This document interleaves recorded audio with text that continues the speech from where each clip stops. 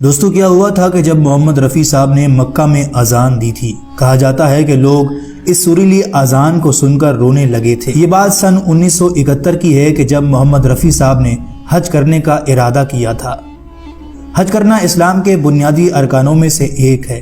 ہر سال لاکھوں مسلمان بیت اللہ کا حج کرنے کے لیے مکہ شہر جاتے ہیں اور خدا کے اس حکم کو پورا کرتے ہیں۔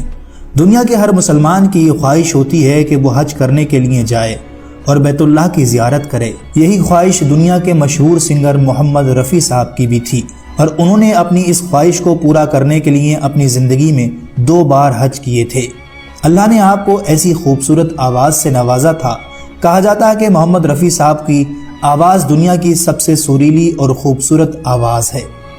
وہ دنیا کے مشہور سنگروں میں سے ایک تھے، اور محمد رفیع صاحب نے اپنی پوری زندگی میں 2 بار حج کیے تھے۔ اس وقت محمد رفیع صاحب کا نام پوری دنیا میں پھیل چکا تھا۔ جب وہ پہلی بار حج کرنے کے لیے گئے تو وہاں کے نورانی ماحول کو دیکھا تو ان کے دل میں مکہ معظمہ میں اذان دینے کی خواہش پیدا ہوئی۔ تو اس کے بارے میں وہاں کی انتظامیہ کمیٹی سے درخواست کی کہ میں مکہ معظمہ میں اذان دینا چاہتا ہوں۔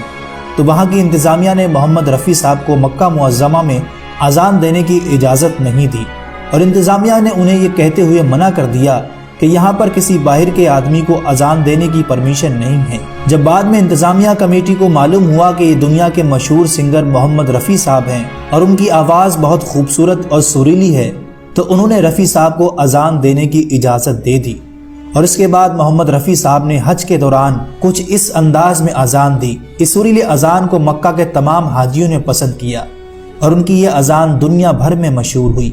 آئیے آپ کو محمد رفیع صاحب کی زبانی وہ اذان سناتے ہیں۔ اللہ اکبر، اللہ اکبر، اللہ اکبر، اللہ اکبر۔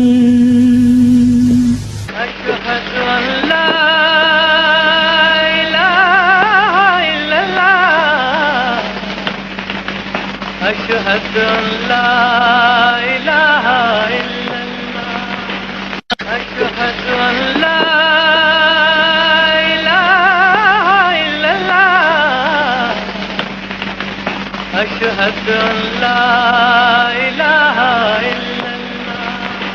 دوستو آپ نے محمد رفیع صاحب کی زبان سے اس خوبصورت اذان کو سنا۔